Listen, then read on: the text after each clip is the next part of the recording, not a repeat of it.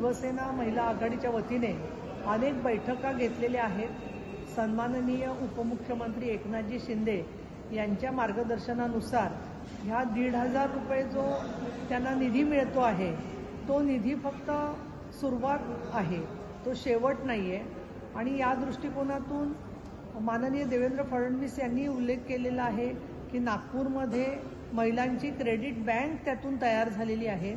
माझा स्वतःचा अनुभव हा आहे की शिवसेना महिला आघाडीच्या वेगवेगळ्या कार्यकर्त्यांमार्फत आम्ही जी माहिती घेतोय त्याच्यामधून एक दिसतं आहे की स्त्रिया आधीच त्यांच्यावर कर्ज होती. काही जणी बचत गटाच्या भाग नाही आहेत, परंतु त्यांच्या निकषात बसत असल्यामुळे त्या लाडक्या बहिणीमधून पात्र झालेल्या आहेत. ज्यांना काही कारणामुळे नियमात नसताना मिळालं असेल त्यांच्यावरती फक्त कार्यवाही चाललेली आहे, परंतु विरोधक जे आहेत ते लाडक्या बहिणींचं मन खचेल अशा पद्धतीच्या माहितीचा दुरुपयोग करत आहेत असं मला वस्तुस्थितीमध्ये दिसतं आहे. ज्या लाडक्या बहिणी नियमानुसार त्यांना मिळालेले पैसे आहेत ते कधीही बंद होणार नाहीत. ते माननीय मुख्यमंत्री देवेंद्र फडणवीस, माननीय उपमुख्यमंत्री एकनाथ शिंदे आणि माननीय उपमुख्यमंत्री अजितदादा पवार यांनी सातत्याने स्पष्ट केलेलं आहे.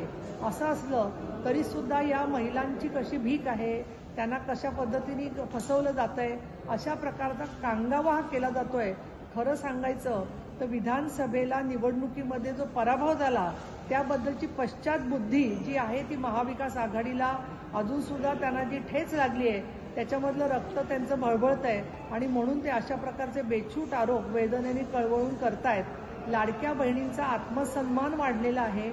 त्याचबरोबर त्यांच्यापैकी अनेक जणींना त्यांचा जो निधी बँकांमध्ये आहे त्यातून कर्ज न घेता ओव्हरड्राफ्टच्या माध्यमातून सुद्धा पायावर कसं उभं राहता येईल यासाठी आम्ही अनेक बँकांच्या बरोबर बैठका घेतोय.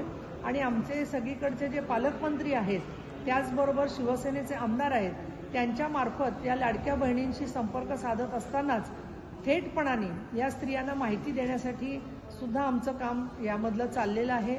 स्त्रियांच्या चेहऱ्यावरती हास्य आलेलं आहे.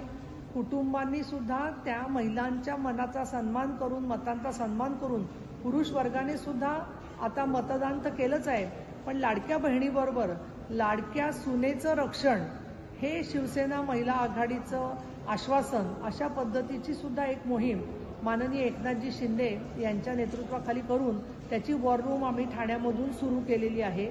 त्यामुळे महाराष्ट्रातल्या महिलांच्या सुरक्षिततेसाठी, विकासासाठी हे शासन कटिबद्ध आहे. दुर्दैवानी जो काही निधी जातोय तो निधी फक्त दुर्दैवानी लाडक्या बहिणींकडे जातोय अशा पद्धतीचा एक आरोप सातत्याने केला जातोय. तर मला असं वाटतं की हे सगळ्या ज्या गोष्टी आहेत त्याच्यामुळे आमच्या बहिणी हुशार आहेत, महिला हुशार आहेत आणि त्यामुळे हा केवळ त्यांची फसवणूक करून हे लबाडाच्या घरचं जेवणाचं अवतन आहे याची जाणीव सर्व आमच्या महिलांना आहे.